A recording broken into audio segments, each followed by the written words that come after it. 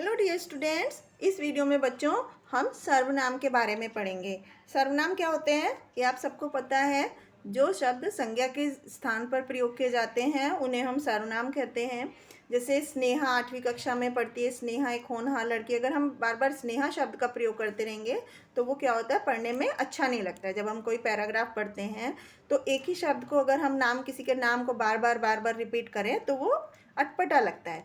तो इसलिए हम क्या करते हैं, नाम शब्द की जगह पर कोई अलग शब्द यूज़ करते हैं तो उसको हम सर्वनाम बोलते हैं। जैसे कि पहले में हमने स्नेहा नाम लिख दिया, फिर वह एक होनहार लड़की है, वह कक्षा में प्रथम आती है, वह उसकी माताजी डॉक्टर हैं, वह भी अपनी माताजी की तरह डॉक्टर। तो ये जो शब्द है वह, ये हमने स्नेहा की जगह पर यूज़ किया, यानी कि संज्ञा शब्द की जगह पर यूज़ किया, तो इसको हम सर्वनाम कहते हैं। अब हम सर्वनाम का प्रयोग किस तरह से करते हैं बच्चों? सर्वनाम का प्रयोग करने से क्या होता है, हमारा जो भाषा है वो एकदम आसान हो जाती है, सुंदर लगती है। और वह, वे, ये सब सर्वनाम शब्द होते हैं। जैसे श्री राम अयोध्या के राजा थे और श्री राम ने रावण का वध किया। अगर हम इसकी जगह पर लिखेंगे श्री राम अयोध्या के राजा थे और उन्होंने रावण का वध किया, तो ये जो उन्होंने शब्द है ये सर्वनाम शब्द होता है। तो इससे हमारी भाषा सुंदर हो जाती है और आसान हो जाती है। और सर्वनाम का प्रयोग का रूप लिंग बदलने के लिए भी कहते हैं। जैसे वह मेरा भाई है और वह मेरी बहन है, इसलिए भी हम सर्वनाम शब्दों का प्रयोग करते हैं। और सर्वनाम शब्दों को जब हम यूज़ करते हैं तो उसमें हम मैं, तू, तुम, हम, इन सर्वनाम शब्दों का प्रयोग नहीं करते हैं। उसके लिए हम को परिसर का प्रयोग करते हैं, जैसे मुझको, तेरे को, तुमको, इस तरह से। वचन और कारक के वजह से सर्वनाम शब्दों में परिवर्तन होता है। जैसे वह पाठ पढ़ता है और वे पाठ पढ़ते हैं, तो एक वचन और बहुवचन में हमारा सर्वनाम शब्दों का स्पेलिंग चेंज हो जाता है। अब हम सर्वनाम शब्दों के भेद, सर्वनाम के भेद पढ़ें तो 6 भेद होते हैं: पुरुषवाचक, निश्चयवाचक, अनिश्चयवाचक, प्रश्नवाचक, संबंधवाचक और निजवाचक। तो सबसे पहले पुरुषवाचक सर्वनाम के बारे में पढ़ते हैं। जो बोलने वाला होता है, जो बात करने वाला है, उसे हम पुरुषवाचक सर्वनाम बोलते हैं। और सुनने वाले को मध्यम पुरुष बोलते हैं। और जिस तीसरे के बारे में बात की जाती है उसे हम अन्य पुरुष बोलते हैं। तो पुरुषवाचक सर्वनाम क्या हुए? जो भी कोई कहने वाला, सुनने वाला या किसी के बारे में जो बात कर रहे हैं वो सब पुरुषवाचक सर्वनाम में आते हैं। ये 3 तरह के होते हैं: उत्तम पुरुष यानी कि जो बोल रहा है, मध्यम पुरुष जिससे बात की जा रही है, और अन्य पुरुष जिसके बारे में बात की जा रही है। तो उत्तम पुरुष की जगह पर हम कौन से सर्वनाम शब्द प्रयोग करते हैं? मैं, हम। मध्यम पुरुष की जगह पर तू और तुम, और अन्य पुरुष की जगह पर वह, वे। इस तरह से सर्वनाम शब्दों का प्रयोग करते हैं।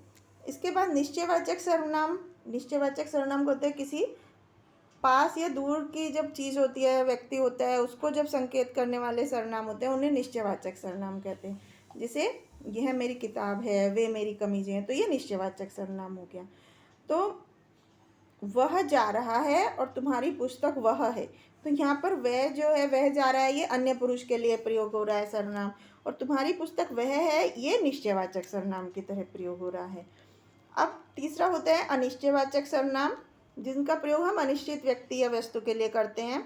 जैसे कोई कमरे के बाहर कोई है, तो यहाँ पर कोई अनिश्चितता के लिए यूज़ हो रहा है। कुछ चीज़ों के लिए, जैसे वहाँ कुछ पत्थर हैं, इस तरह से।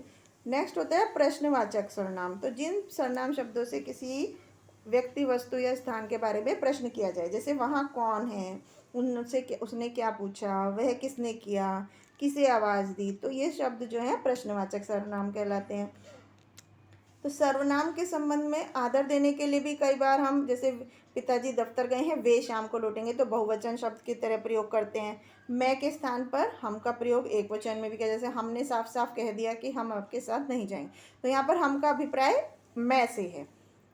तू का प्रयोग जब बहुत ज़्यादा हमें किसी का निकटता होती है तब करते हैं, या किसी का अनादर करना होता है तब करते हैं। औपचारिक तौर पर हम आपका ही इस्तेमाल करते हैं। तो बच्चों, क्या क्या चीज़ें सीखी हमने?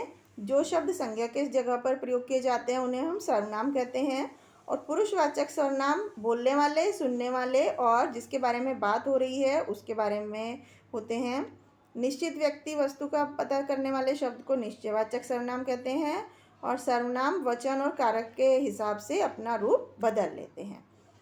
तो यहाँ पर कुछ रिक्त स्थानों की पूर्ति करते हैं। दाल में कुछ पड़ा है। आप मेरा एक काम कर दीजिए। क्या यह पुस्तक मेरी है? वह मेरी किताब है। से पता लगाकर मुझे बताओ। उनसे पता लगाकर मुझे बताओ। इस तरह से हम कोई भी सर्वनाम शब्दों का प्रयोग कर सकते हैं। तो इस तरह से बच्चों गिव अ सर्वनाम के बारे में आई होप आपको समझ में आया होगा। Thank you.